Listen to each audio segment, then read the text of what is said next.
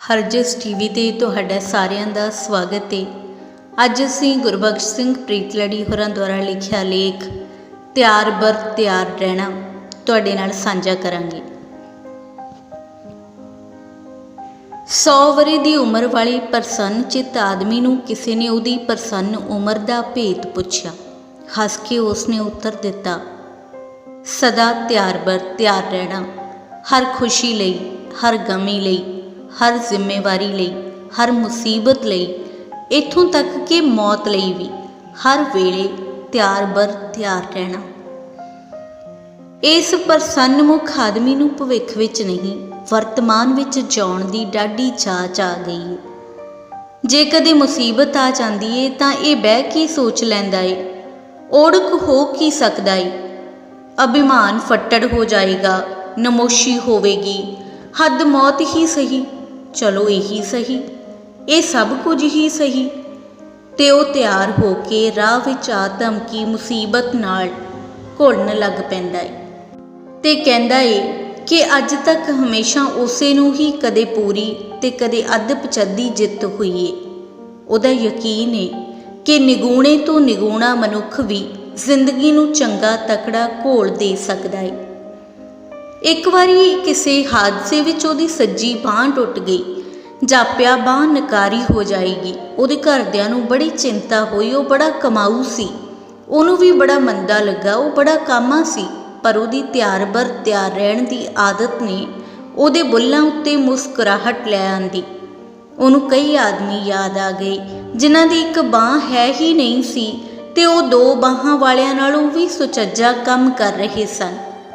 ਇਸ ਕਲਪਨਾ ਨੇ ਬਾਂਹ ਲਈ ਫਿਕਰ ਦੀ ਥਾਂ ਇਲਾਜ ਵਿੱਚ ਉਤਸ਼ਾਹ ਵਧਾ ਦਿੱਤਾ ਤੇ ਭਾਵੇਂ ਇੱਕ ਬਾਹਿਆਂ ਹੋਣ ਲਈ ਉਸ ਆਪਣੇ ਆਪ ਨੂੰ ਤਿਆਰ ਕਰ ਹੀ ਲਿਆ ਸੀ, ਪਰ ਉਹਦੇ ਨਿਸ਼ਚਿੰਤ ਉਦਮ ਨੇ ਉਹਦੀ ਟੁੱਟੀ ਬਾਂਹ ਵੀ ਠੀਕ ਕਰ ਦਿੱਤੀ।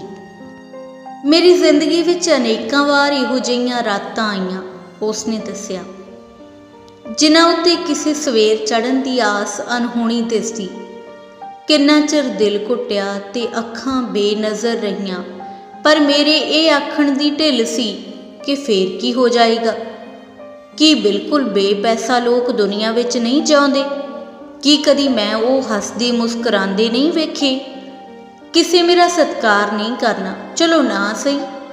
ਅਨੇਕਾਂ ਲੋਕ ਨਿਗੂਣੇ ਹੁੰਦਿਆਂ ਵੀ ਨੱਚਦੇ ਗਾਉਂਦੇ ਮੈਂ ਵੇਖੇ ਤੇ ਉਹਨਾਂ ਦਾ ਮੈਂ ਰਸ਼ਕ ਕੀਤਾ। ਮੌਤ, ਚਲੋ ਮੌਤ ਤੇ ਮੌਤ ਹੀ ਸਹੀ, ਕੌਣ ਅੱਗੇ ਮੋਇਆ ਨਹੀਂ ਤੇ ਕਿਸ ਅੱਗੋਂ ਮਰਨਾ ਨਹੀਂ, ਖਲਾਸੀ ਹੀ ਸਹੀ।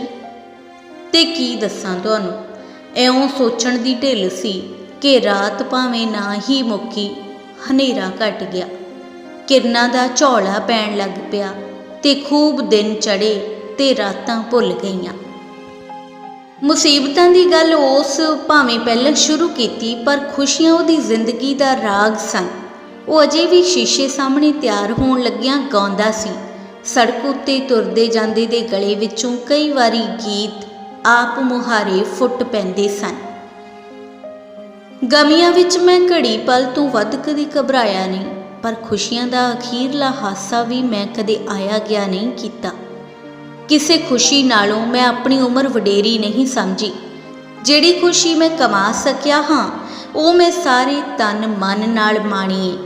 ਹਰ ਉਮਰ ਵਿੱਚ ਮੈਂ ਆਪਣੇ ਠਰਕ ਨਿਸ਼ੰਗ ਹੋ ਕੇ ਪਾਲੇ ਨੇ। ਜੀ ਆਇਆ ਖਾਧਾ ਏ, ਕੱਪੜੇ ਨਿਰੇ ਪਾਏ ਹੀ ਨਹੀਂ, ਮਟਕਾਏ ਵੀ ਨੇ। ਪਿਆਰ ਕੀਤਾ ਏ, ਖੁੱਲ੍ਹ ਕੇ ਹੱਸਿਆ ਹਾਂ। ਟੱਬਰ ਦੇ ਹਰ ਭਿਆਲ ਦੀ ਖੁਸ਼ੀ ਤੇ ਦਿਲ ਪਰਚਾਵੇ ਨੂੰ ਆਪਣਾ ਫਰਜ਼ ਸਮਝਿਆ ਏ। ਕਿਸੇ ਦਾ ਖੁਸ਼ੀ ਦਾ ਰਾਹ ਰੋਕਿਆ ਨਹੀਂ, ਕਿਸੇ ਉੱਤੇ ਆਪਣੀ ਹੋਂਦ ਦਾ ਭਾਰ ਪਾਇਆ ਨਹੀਂ। ਆਪਣੇ ਕੰਮ ਆਪ ਕੀਤੇ, ਨਾ ਬਹੁਤੀ ਸੇਵਾ ਕਰਾਈ, ਨਾ ਬਹੁਤਾ ਸਤਿਕਾਰ ਮੰਗਿਆ ਏ, ਨਾ ਬਹੁਤੀਆਂ ਆਸਾਂ ਰੱਖੀਆਂ ਤੇ ਨਾ ਬਹੁਤਾ ਕਿਸੇ ਤੋਂ ਨਿਰਾਸ਼ ਹੋਇਆ। ਭਰੋਸਾ ਹਰ ਕਿਸੇ ਦੀ ਚੰਗਿਆਈ ਉੱਤੇ ਰੱਖਦਾ ਹਾਂ। ਧੋਖੇ ਖਾਧੇ ਦੀ ਮੈਂ ਕਦੇ ਚਿੰਤਾ ਨਹੀਂ ਕੀਤੀ। ਤੇ ਇਸ ਖਿੜੀ ਝਾਤੀ ਵਾਲੇ ਬਜ਼ੁਰਗ ਦੀ ਸਿਹਤ ਅਜੇ ਵੀ ਲਿਸ਼ਕਦੀ ਏ। ਚਿਹਰੇ ਉੱਤੇ ਝੁਰੜੀਆਂ ਨਹੀਂ, ਕਦਮਾਂ ਵਿੱਚ ਜਿਉਣ ਦਾ ਚਾਅ ਏ। ਭੁੱਖ ਵਿੱਚ ਬੜਾ ਉਤਸ਼ਾਹ ਤੇ ਹਾਸੇ ਵਿੱਚ ਛਣਕਾਰ ਏ। ਇਹਦਾ ਭੇਤ ਉਸਨੇ ਆਖਿਆ ਉਹਦੀਆਂ ਸਾਫ਼ ਤੇ ਬਾਕਾਇਦਾ ਆਦਤਾਂ ਵਿੱਚ ਏ। ਮੈਂ ਦਿਨ ਦੀ ਪਹਿਲੀ ਰੋਟੀ ਖਾਸ ਸ਼ੌਂਕ ਨਾਲ ਖਾਂਦਾ ਹਾਂ। ਇਹ ਮੇਰਾ ਜ਼ਿੰਦਗੀ ਨੂੰ ਪ੍ਰਣਾਮ ਹੁੰਦਾ ਏ। ਹੌਲੀ ਹੌਲੀ ਤੇ ਬੜੇ ਲਹਿਰ ਨਾਲ ਮੈਂ ਇਹ ਰੋਟੀ ਖਾਂਦਾ ਹਾਂ। ਦੁੱਧ, ਦਹੀਂ, ਸਬਜ਼ੀ, ਬੜੀ ਸਾਦੀ ਜਿਹੀ ਰੋਟੀ ਖਾਂਦਾ ਹਾਂ। ਦੁਪਹਿਰੀ ਮੈਂ ਬਹੁਤਾ ਨਹੀਂ ਖਾਂਦਾ, ਨਾ ਲੌਂਡੇ ਵੇਲੇ ਹੀ ਕੋਈ ਨਿੱਗਰ ਚੀਜ਼ਾਂ ਖਾਂਦਾ ਹਾਂ। ਰਾਤੀ ਸਾਰੇ ਪਰਿਵਾਰ ਨਾਲ ਬਹਿ ਕੇ, ਚੰਗੇ ਕੱਪੜੇ ਪਾ ਕੇ, ਹਰ ਕਿਸੇ ਦੀ ਖੁਸ਼ੀ ਦਾ ਖਿਆਲ ਰੱਖ ਕੇ ਖਾਣੇ ਨੂੰ ਮੈਂ ਪੂਜਾ ਦੀਆਂ ਘੜੀਆਂ ਸਮਝਦਾ ਰਿਹਾ। ਕਦੇ ਇਸ ਵੇਲੇ ਮੈਂ ਕੋਈ ਨੁਕਤਾਚੀਨੀ ਜਾਂ ਨਿੰਦਿਆ ਨਹੀਂ ਹੋਣ ਦਿੱਤੀ। ਇੱਥੋਂ ਤੱਕ ਕਿ ਰੋਟੀ ਦੀ ਤਿਆਰੀ ਵਿੱਚ ਨੁਕਸ ਕੱਢਣੇ ਵੀ ਮੈਂ ਮਨ੍ਹਾ ਕੀਤੇ ਹੋਏ ਨੇ। ਜੋ ਰੋਟੀ ਬਾਰੇ ਕਹਿਣਾ ਹੋਵੇ, ਦੂਜੇ ਦਿਨ ਆਖਿਆ ਜਾਵੇ। ਉਸ ਵੇਲੇ ਜੋ ਬਣਿਆ ਹੋਵੇ, ਚੁੰਮ ਚੱਟ ਕੇ ਹੱਸਦਿਆਂ ਖਾਣ ਦੀ ਰਸਮ ਮੈਂ ਬਣਾ ਲਈ ਏ। ਰੋਜ਼ਾਨਾ ਇਸ਼ਨਾਨ ਮੇਰਾ ਨਿਰਾ ਨਿਤਨੇਮ ਹੀ ਨਹੀਂ, ਮੇਰੀਆਂ ਵੱਡੀਆਂ ਖੁਸ਼ੀਆਂ ਵਿੱਚੋਂ ਇੱਕ ਏ। ਇਹਨੂੰ ਮੈਂ ਕਦੇ ਕਾਹਲੀ ਵਿੱਚ ਨਹੀਂ ਮਾਣਿਆ। ਅੰਗ ਅੰਗ ਨੂੰ ਮਲਣ, ਧੋਣ ਤੇ ਉਹਦੇ ਨਾਲ ਗੱਲਾਂ ਕਰਨ ਦਾ ਸਵਾਦ ਮੈਂ ਸਦਾ ਲਿਆ ਏ। ਆਪਣੇ ਰੋਜ਼ਾਨਾ ਕੰਮਾਂ ਤੋਂ ਛੁੱਟ ਵੱਜ ਸਾਰੇ ਅੰਗਾਂ ਨੂੰ ਮੈਂ ਰੋਜ਼ਾਨਾ ਆਪਣੀ ਯਾਦ ਵਿੱਚ ਲਿਆਉਂਦਾ ਹਾਂ ਤੇ ਉਹਨਾਂ ਨਾਲ ਆਪਣੀ ਖੁਸ਼ੀ ਦੀ ਅਟੁੱਟ ਸਾਂਝ ਲਈ ਸ਼ੁਕਰਗੁਜ਼ਾਰੀ ਕਰਦਾ ਹਾਂ। ਨਿੱਕੀ ਮੋਟੀ ਕਸਰ ਕਿਸੇ ਅੰਗ ਵਿੱਚ ਜਾਪੇ ਤਾਂ ਮੈਂ ਆਈ ਗਈ ਨਹੀਂ ਕਰਦਾ। ਸੂਰਜ, ਪੌਣ ਤੇ ਪਾਣੀ ਮੇਰੇ ਇਸ਼ਕ ਨੇ। ਇਹਨਾਂ ਕੋਲੋਂ ਕੋਈ ਭੇਤ ਆਪਣਾ ਮੈਂ ਲੁਕੋ ਕੇ ਨਹੀਂ ਰੱਖਦਾ। ਜਿਹੜੀ ਵੀ ਮੈਨੂੰ ਲੋੜ ਪਵੇ ਉਹ ਮੈਂ ਚੜ੍ਹਦੇ ਸੂਰਜ ਕੋਲੋਂ ਹੀ ਮੰਗਦਾ ਹਾਂ। ਜੇ ਕਦੇ ਸੋਨੇ ਦੀ ਲੋੜ ਮੈਨੂੰ ਪੈ ਜਾਵੇ ਤਾਂ ਸੂਰਜ ਰਾਣੇ ਦੇ ਸਾਹਮਣੇ ਖੜੋ ਕੇ ਆਖਦਾ ਹਾਂ, ਕਿਣਕਾ ਪਰ ਆਪਣਾ ਸੋਨਾ ਮੇਰੇ ਜੀਵਨ ਵਿੱਚ ਪਾ ਦੇ। ਤੇ ਇਸ ਦਾਤੇ ਨੇ ਘਾਟ ਕਦੇ ਕੋਈ ਰਹਿਣ ਨਹੀਂ ਦਿੱਤੀ। ਧਨ ਇਕੱਠਾ ਕਰਨ ਦਾ ਰੋਗ ਮੈਨੂੰ ਲੱਗਾ ਨਹੀਂ ਤੇ ਟੋਟ ਕੋਈ ਸੂਰਜ ਰਾਣੇ ਨੇ ਕਦੇ ਰਹਿਣ ਨਹੀਂ ਦਿੱਤੀ। ਪਿਆ ਕੰਮ ਕੋਈ ਅਟਕਿਆ ਨਹੀਂ ਰਿਹਾ। ਤੇ ਤੁਹਾਨੂੰ ਸਿਹਤ ਬਾਰੇ ਇਹੀ ਆਖ ਸਕਦਾ ਕਿ ਲਿਸ਼ਕ ਦੀ ਸਿਹਤ ਸਿਰਫ ਲਿਸ਼ਕ ਦੀਆਂ ਆਦਤਾਂ ਦਾ ਹੀ ਝਲਕਾਰਾ ਹੁੰਦੀ ਏ। ਪਰ ਸਾਰੇ ਲੋਕਾਂ ਨੂੰ ਤੁਹਾਡੇ ਵਰਗੀ ਸਿਹਤ, ਤੁਹਾਡੇ ਵਰਗੀ ਖੁਸ਼ੀ ਤੇ ਤੁਹਾਡੇ ਵਰਗੀ ਕਾਮਯਾਬੀ ਕਿਉਂ ਨਹੀਂ ਮਿਲ ਸਕੀ? ਕੀ ਇਹਦੇ ਵਿੱਚ ਤਕਦੀਰ ਦਾ ਕੋਈ ਦਖਲ ਨਹੀਂ? ਇਹ ਸਵਾਲ ਉਹਦੇ ਕੋਲੋਂ ਕਈ ਵਾਰੀ ਪੁੱਛਿਆ ਗਿਆ ਤੇ ਉਸ ਬੜੀ ਨਿਰਮਾਣਤਾ ਨਾਲ ਇਹਦਾ ਉੱਤਰ ਇਸ ਤਰ੍ਹਾਂ ਦਿੱਤਾ ਕਿ ਤਕਦੀਰ ਦਾ ਮਨੁੱਖ ਨਾਲ ਸੰਬੰਧ ਇੰਨਾ ਹੀ ਮੇਰੀ ਸਮਝ ਵਿੱਚ ਆ ਸਕਿਆ ਏ ਕਿ ਤਕਦੀਰ ਹਰ ਕਿਸੇ ਦੀ ਸਹਾਇਕ ਹੁੰਦੀ ਏ। ਸਾਰਾ ਬ੍ਰਹਿਮੰਡ ਇੱਕ ਸਾਂਝੀ ਇਕਾਈ ਹੋਣ ਕਰਕੇ ਇਹਦੇ ਹਰ ਅੰਗ ਦੇ ਵਿਕਾਸ ਲਈ ਆਪ ਮੁਹਾਰੀ ਸਹਾਇਤਾ ਦੇ ਸਾਧਨ ਜੁਟਾਉਣਾ ਬ੍ਰਹਿਮੰਡ ਦੀ ਪ੍ਰਕਿਰਤੀ ਏ। ਹਰ ਕਿਸੇ ਦੇ ਉੱਦਮ ਤੇ ਪੁਰਸ਼ਾਰਥ ਲਈ ਚੰਗੇ ਢੋਅ ਢੁਕਾਉਣਾ ਤਕਦੀਰ ਦਾ ਕੰਮ ਏ। ਅਨੇਕਾਂ ਸੰਜੋਗ ਤੇ ਅਨੇਕਾਂ ਇਤਫਾਕ ਮੇਰੀ ਜ਼ਿੰਦਗੀ ਵਿੱਚ ਹੈਰਾਨ ਕਰਨ ਵਾਲੇ ਆਏ। ਮੂੰਹ ਆਈ ਮੌਤ ਨੂੰ ਜ਼ਿੰਦਗੀ ਵਿੱਚ, ਨਿਰਾਸ਼ਾ ਨੂੰ ਆਸ ਵਿੱਚ ਬਦਲ ਦਿੰਦੇ ਰਹੇ। ਇਹਨੂੰ ਮੈਂ ਕਿਸੇ ਆਪਣੇ ਪਹਿਲੇ ਚੰਗੇ ਕਰਮਾਂ ਦਾ ਫਲ ਨਹੀਂ ਸਮਝਿਆ। ਇਹਨੂੰ ਮੈਂ ਹਰ ਮਨੁੱਖੀ ਉੱਦਮ ਲਈ ਕੁਦਰਤੀ ਖਜ਼ਾਨਿਆਂ ਦੀ ਭਰਪੂਰਤਾ ਖਿਆਲ ਕੀਤਾ ਏ। ਤੇ ਇਸ ਭਰੋਸੇ ਨੇ ਮੈਨੂੰ ਬੜੀ ਮਦਦ ਦਿੱਤੀ ਏ ਕਿ ਜ਼ਿੰਦਗੀ ਦੀ ਦੌਲਤ ਦਾ ਕੋਈ ਪਾਰਾਵਾਰ ਨਹੀਂ। ਇਹ ਹਰ ਕਿਸੇ ਦੀ ਵਿਰਾਸਤ ਏ। ਸਿਰਫ ਚੰਗੀ ਹੋਣੀ ਵਿੱਚ ਭਰੋਸਾ ਰੱਖ ਕੇ, ਆਪਣੇ ਆਲੇ ਦੁਆਲੇ ਦੀਆਂ ਸੰਭਾਵਨਾਵਾਂ ਨੂੰ ਸਮਝ ਕੇ, ਸਦਾ ਆਸ਼ਾਵਾਦੀ ਰਹਿੰਦਿਆਂ, ਹਰ ਸਮੇਂ ਕੁਝ ਸੋਚਦਿਆਂ ਤੇ ਕੁਝ ਕਰਦਿਆਂ ਮਨੁੱਖ ਉੱਚੇ ਤੋਂ ਉੱਚੇ ਟੀਚੇ ਉੱਤੇ ਪਹੁੰਚ ਸਕਦਾ ਏ। ਇੱਕੋ ਸ਼ਰਤ ਉਹਦੇ ਲਈ ਜ਼ਰੂਰੀ ਏ ਕਿ ਉਹ ਕਿਸੇ ਦੀ ਕੀਮਤ ਉੱਤੇ ਕੁਝ ਪ੍ਰਾਪਤ ਨਹੀਂ ਕਰ ਸਕਦਾ। ਹਰ ਕੀਮਤ ਉਹਨੂੰ ਆਪ ਦੇਣੀ ਪਵੇਗੀ। ਮਜ਼ਹਬ ਤੇ ਜ਼ਿੰਦਗੀ ਦੇ ਭਵਿੱਖ ਬਾਰੇ ਵੀ ਇਸ ਨਿਰਮਾਣ ਬਜ਼ੁਰਗ ਦੇ ਖਿਆਲ ਬੜੇ ਸਰਲ ਤੇ ਸਾਦੇ ਨੇ। ਭਾਵੇਂ ਇਹਦੇ ਮੂੰਹ ਉੱਤੇ ਪਹੁੰਚੀ ਹੋਈ ਆਤਮਾ ਦਾ ਚੈਨ ਏ। ਇਹ ਕਹਿੰਦਾ ਏ, ਇਸ ਕਦੇ ਕਿਸੇ ਦੀ ਪੂਜਾ ਨਹੀਂ ਕੀਤੀ, ਕੋਈ ਮੁਕਤੀ ਨਹੀਂ ਚਾਹੀ, ਕਿਸੇ ਦੇ ਦਰਸ਼ਨਾਂ ਦੀ ਇਸ ਨੇ ਤਾਂਘ ਨਹੀਂ ਰੱਖੀ। ਮੈਂ ਸਾਰੇ ਮਜ਼ਹਬਾਂ ਤੇ ਮਜ਼ਹਬਾਂ ਦੇ ਸਾਰੇ ਪੈਰੋਕਾਰਾਂ ਦਾ ਸਤਿਕਾਰ ਕਰਦਾ ਹਾਂ। ਕੋਈ ਮੈਨੂੰ ਗੁੰਮਰਾਹ ਨਹੀਂ ਦਿਸਦਾ। ਸਭ ਦੇ ਇਸ਼ਟਾਂ ਨੂੰ ਮੈਂ ਪ੍ਰਣਾਮ ਕਰਦਾ ਹਾਂ। ਪਰ ਮੇਰਾ ਆਪਣਾ ਇਸ਼ਟ ਇਹ ਸਾਰਾ ਬ੍ਰਹਿਮੰਡ ਏ ਤੇ ਉਹਦਾ ਮੈਂ ਇੱਕ ਨਿਗੂਣਾ ਜਿਹਾ ਭਾਗ ਆਪਣੇ ਆਪ ਨੂੰ ਸਮਝਦਾ ਹਾਂ। ਕਦੇ ਕੋਈ ਨਵੇਕਲੀ ਵਡੱਤਣ ਮੇਰੇ ਖਿਆਲ ਵਿੱਚ ਨਹੀਂ ਆਈ, ਨਾ ਮੈਂ ਆਪਣੇ ਆਪ ਨੂੰ ਕਦੇ ਗੁਨਾਹਾਂ ਦਾ ਪੁਤਲਾ ਸਮਝਿਆ ਏ। ਮੈਂ ਕੁਝ ਵੀ ਨਹੀਂ, ਇੱਕੋ ਸਮੁੱਚਤਾ ਦਾ ਅਤ ਨਿੱਕਾ ਜਿਹਾ ਅੰਗ ਹਾਂ। ਜੇਕਰ ਮੇਰੇ ਸਰੀਰ ਉੱਤੇ ਇੱਕ ਰੋਮ, ਇਹ ਰੋਮ ਨਿਗੂਣਾ ਹੈ, ਪਰ ਮੇਰੇ ਸਰੀਰ ਤੋਂ ਛੁੱਟ ਇਹ ਹੋਰ ਕੁਝ ਵੀ ਨਹੀਂ। ਅਨੇਕਾਂ ਰੋਮ ਰੋਜ਼ ਟੁੱਟ ਜਾਂਦੇ ਨੇ, ਅਨੇਕਾਂ ਸ਼ਕਲਾਂ ਵੀ ਬ੍ਰਹਿਮੰਡ ਵਿੱਚ ਟੁੱਟ ਜਾਂਦੀਆਂ ਨੇ। ਮੈਂ ਵੀ ਇੱਕ ਸ਼ਕਲ ਹਾਂ, ਕਿਸੇ ਨਵੇਕਲੀ ਹੋਂਦ ਦੀ ਚਾਰ ਨਿਰੀ ਹਿਮਾਕਤ ਏ। ਜੇ ਨਵੇਕਲੀ ਹੋਂਦ ਹੈ ਹੀ ਨਹੀਂ ਤਾਂ ਨਵੇਕਲੀ ਮੁਕਤੀ ਲਈ ਕਿਉਂ ਬੇਬਲ ਹੋਵਾਂ। ਇੱਕ ਲਹਿਰ ਹਾਂ ਮਹਾਨ ਜੀਵਨ ਸਾਗਰ ਦੀ। ਜਿੰਨਾ ਚਿਰ ਇਹ ਲਹਿਰ ਕਾਇਮ ਰਹਿ ਸਕਦੀ ਏ, ਇਹਦਾ ਨਾਂ ਲਿਆ ਜਾਏਗਾ। ਉੱਚੀ, ਝਿੱਕੀ, ਛੋਟੀ, ਜ਼ੋਰਦਾਰ, ਚਿੱਟੀ, ਗਹਿਰੀ, ਹੌਲੀ, ਭਾਰੀ, ਪਰ ਉੜ ਕੇ ਲਹਿਰ ਮੁੱਕ ਜਾਏਗੀ। ਸਾਗਰ ਹਮੇਸ਼ਾ ਰਹੇਗਾ, ਨਵੀਆਂ ਲਹਿਰਾਂ ਇਹਦੇ ਵਿੱਚੋਂ ਉੱਠਦੀਆਂ ਰਹਿਣਗੀਆਂ। ਮੈਨੂੰ ਅਮਰਤਾ ਦੀ ਚਾਹ ਨਹੀਂ, ਮੈਨੂੰ ਮੁਕਤੀ ਦਾ ਤੌਖੜਾ ਨਹੀਂ, ਕਿਸੇ ਬਖਸ਼ਿਸ਼ ਦੀ ਮੇਰੇ ਅੰਦਰ ਬੇਕਰਾਰੀ ਨਹੀਂ। ਮੈਂ ਨਾ ਚੀਜ਼ ਜਿਹਾ ਇੱਕ ਰੋਮ ਵੀ ਨਹੀਂ, ਪਰ ਚੀਜ਼ਾਂ ਦੀ ਚੀਜ਼ ਦਾ ਇੱਕ ਹਿੱਸਾ ਹੋਣ ਦੇ ਸਿਵਾ ਕਾਸੇ ਦੀ ਇੱਛਾ ਨਹੀਂ। ਮੈਨੂੰ ਕਿਸੇ ਹੋਰ ਜੀਵਨ ਦੀ ਇੱਛਾ ਨਹੀਂ, ਕਿਸੇ ਪਿਛਲੇ ਜੀਵਨ ਦਾ ਪਛਤਾਤਾਪ ਨਹੀਂ, ਕਿਸੇ ਧਰਮਰਾਜ ਦੀ ਕਚਹਿਰੀ ਵਿੱਚ ਪੇਸ਼ ਹੋਣ ਦੀ ਚਿੰਤਾ ਨਹੀਂ। ਮੇਰਾ ਸਾਰਾ ਜੀਵਨ ਹਸਤੀਆਂ ਦੀ ਇੱਕੋ ਹਸਤੀ ਦੀ ਬੇਕਿਨਾਰ ਹਿੱਕ ਉੱਤੇ ਜੀਵਿਆ ਜਾ ਰਿਹਾ ਹੈ। ਮਰ ਕੇ ਮੈਂ ਜੰਮਣਾ ਨਹੀਂ, ਮੌਤ ਮੇਰੀ ਸੰਪੂਰਨਤਾ ਹੈ। ਮੈਂ ਖੁਸ਼ ਹਾਂ ਕਿ ਹਸਤੀ ਦੀ ਚੇਤਨਾ ਕੁਝ ਸਮੇਂ ਲਈ ਇਸ ਮੇਰੀ ਨਿਗੂਣੀ ਮੈਂ ਵਿੱਚ ਬੁਲਬਲੇ ਦੀ ਤਰ੍ਹਾਂ ਭਰੀ ਗਈ। ਇਹ ਬੁਲਬਲਾ ਜ਼ਿੰਦਗੀ ਦੀਆਂ ਪੌੜਾਂ ਉੱਤੇ ਉੱਡਦਾ ਫਿਰਿਆ ਉੜਕ ਪਾਟ ਜਾਏਗਾ। ਇਹ ਮੇਰੀ ਮੈਂ ਉਸੇ ਉਹ ਬਣੀ ਰਹਿਣ ਦੀ ਧੜਕਣ ਏ।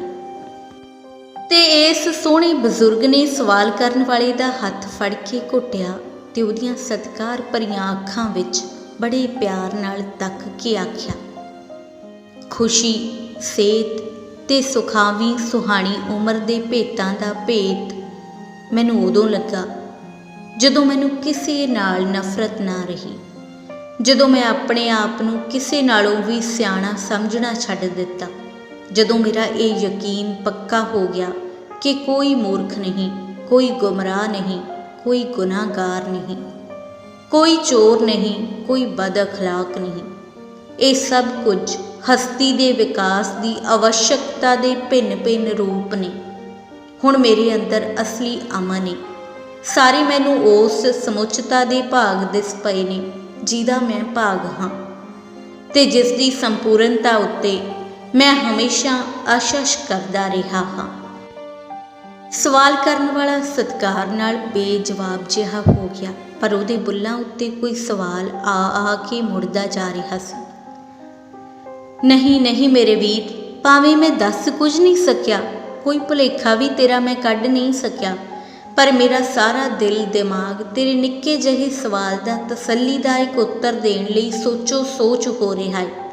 ਤੂੰ ਜ਼ਰੂਰ ਪੁੱਛ, ਦੱਸ ਭਾਵੇਂ ਮੈਂ ਨਾ ਹੀ ਸਕਾਂ।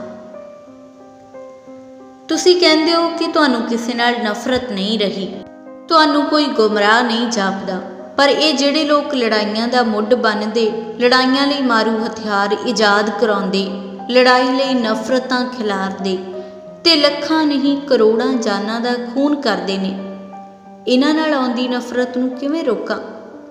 ਇਹ ਤਾਂ ਸਾਰੀ ਜ਼ਿੰਦਗੀ ਮੇਰੀ ਸੱਭਿਅਤਾ ਨੂੰ ਤਬਾਹ ਕਰ ਦੇਣ ਦੇ ਮਨਸੂਬੇ ਸੋਚ ਰਹੇ ਨੇ।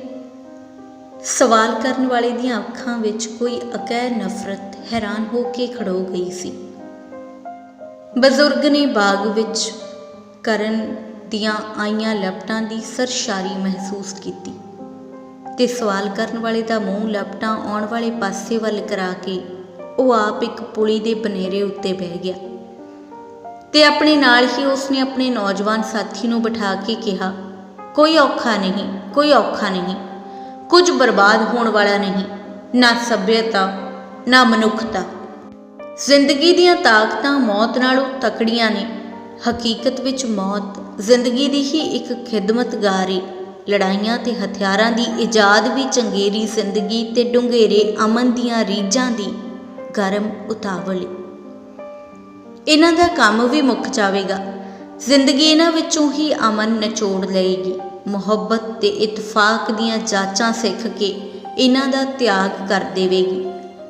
ਇਹਦੇ ਨਾਲ ਵੀ ਨਫ਼ਰਤ ਕਾਹਨੂੰ, ਇਹ ਵੀ ਜ਼ਿੰਦਗੀ ਦਾ ਜਿਉਣ ਘੋਲ ਏ। ਇਹਨੂੰ ਮਨੁੱਖੀ ਫਿਤਰਤ ਜਾਂ ਬ੍ਰਹਿਮੰਡ ਦੀ ਅਟੱਲ ਕੁਦਰਤ ਮੰਨ ਲੈਣਾ ਗਲਤ ਏ। ਇਹਦੇ ਵਿੱਚ ਜ਼ਿੰਦਗੀ ਉੱਤੇ ਹਾਵੀ ਹੋ ਜਾਣ ਦੀ ਤਾਕਤ ਮੰਨ ਲੈਣਾ ਗਲਤ ਏ। 100, 200, 1000, ਲੱਖ ਜੰਗਬਾਜ਼ ਸਮੁੱਚੀ ਜ਼ਿੰਦਗੀ ਦੇ ਮੁਕਾਬਲੇ ਵਿੱਚ ਕੋਈ ਗਿਣਤੀ ਨਹੀਂ ਰੱਖਦੇ। ਜ਼ਿੰਦਗੀ ਇਹਨਾਂ ਦੇ ਰਹਿਮ ਉੱਤੇ ਕਾਇਮ ਨਹੀਂ। ਇਹ ਜ਼ਿੰਦਗੀ ਦੇ ਸਾਗਰ ਉੱਤੇ ਛੋਟੀਆਂ-ਮੋਟੀਆਂ ਲਹਿਰਾਂ ਨੇ, ਉੱਠਦੀਆਂ ਤੇ ਮੁੱਕਦੀਆਂ ਰਹਿਣਗੀਆਂ। ਜ਼ਿੰਦਗੀ ਦਾ ਇਹ ਸਾਗਰ ਹਮੇਸ਼ਾ ਇਸੇ ਤਰ੍ਹਾਂ ਨਾਲ ਹੀ ਠਾਠਾਂ ਮਾਰਦਾ ਰਹੇਗਾ। ਸਿਰਫ ਜ਼ਿੰਦਗੀ ਦੇ ਪਾਣੀ ਵਧੇਰੇ ਨਿਰਮਲ ਤੇ ਇਹਨਾਂ ਉੱਤੇ ਉੱਠੀਆਂ ਲਹਿਰਾਂ ਦੇ ਰੂਪ ਨਿੱਤ ਸੋਹਣੇਰੇ ਹੁੰਦੇ ਜਾਣਗੇ। ਤੂੰ ਚਿੰਤਾ ਤੁਰ ਨਾ ਹੋ। ਜੰਗਬਾਜ਼ ਵੀ ਜ਼ਿੰਦਗੀ ਦੀ ਇੱਕ ਲਹਿਰ ਨੇ, ਪਰ ਇਹ ਲਹਿਰ ਜ਼ਿੰਦਗੀ ਦੇ ਆਮਨ ਕੰਢਿਆਂ ਨਾਲ ਟਕਰਾ ਕੇ ਖਤਮ ਹੋਣ ਵਾਲੀ ਹੈ। ਤੂੰ ਜੰਗ ਵਿਰੋਧੀ ਵੀ ਇੱਕ ਲਹਿਰ ਏ, ਤੇਰੇ ਵਿੱਚ ਨਵੀਂ ਜ਼ਿੰਦਗੀ ਏ। ਤੂੰ ਰੂਪੋਂ ਸਰੂਪ ਹੁੰਦਿਆਂ ਜਾਣਾ ਏ। ਭਾਵੇਂ ਤੂੰ ਵੀ ਕਿਸੇ ਆਪਣੇ ਨਾਲੋਂ ਸੋਹਣੀ ਲਹਿਰ ਨੂੰ ਥਾਂ ਦੇਣ ਲਈ ਮੁੱਕ ਜਾਣਾ। ਉਹਨਾਂ ਦੇ ਸਿਰਾਂ ਉੱਤੋਂ ਪੰਛੀਆਂ ਦੀ ਡਾਰ ਉੱਡਦੀ ਲੰਘੀ। ਪੰਛੀਆਂ ਦੇ ਗਲਿਆਂ ਵਿੱਚੋਂ ਉੱਠੀ ਖੁਸ਼ੀ ਦੀ ਇੱਕ ਚਾਂਗਰ ਉਹਨਾਂ ਨੇ ਸੁਣੀ। ਬਜ਼ੁਰਗ ਨੇ ਖਾਸ ਧਿਆਨ ਨਾਲ ਸੁਣੀ ਤੇ ਉਸ ਦੇ ਮੂੰਹੋਂ ਇਹ ਸ਼ੇਅਰ ਨਿਕਲਿਆ, मैं अगर दिखलाऊं इस ज़ो के नज़र की वसअतें, ज़र्रे ज़र्रे में तेरी शक्ल हुसीन पैदा करूं। मैं अगर दिखलाऊं इस ज़ो के नज़र की वसअतें, ज़र्रे ज़र्रे में तेरी शक्ल हुसीन पैदा करूं। ਜੇਕਰ ਇਸ ਤਰ੍ਹਾਂ ਦੀਆਂ ਹੋਰ ਰਚਨਾਵਾਂ ਤੁਸੀਂ ਸੁਣਨੀਆਂ ਤੇ ਵੇਖਣੀਆਂ ਚਾਹੁੰਦੇ ਹੋ ਤਾਂ ਹਰਜਸ ਟੀਵੀ ਨੂੰ ਸਬਸਕ੍ਰਾਈਬ ਕਰੋ ਅਤੇ ਸਾਂਝਾ ਕਰੋ।